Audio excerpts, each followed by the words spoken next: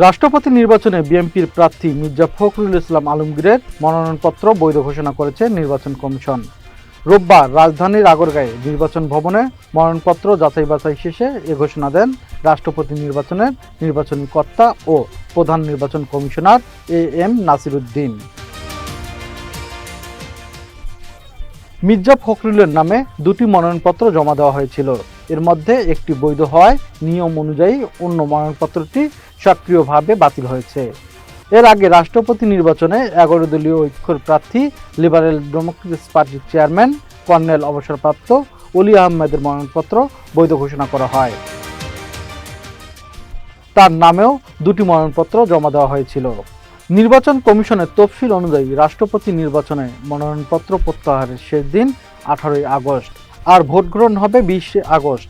জাতীয় সংসদের সংসদ কক্ষে এই নির্বাচনের সংসদের 349 জন সদস্য ভোটার হিসেবে অংশ নেবে। সব মিলিয়ে রাষ্ট্রপতি নির্বাচনকে ঘিরে এখন মনোনয়নপত্র প্রত্যাহার ও ভোট গ্রহণের প্রস্তুতি থাকছে আলোচনার কেন্দ্রে।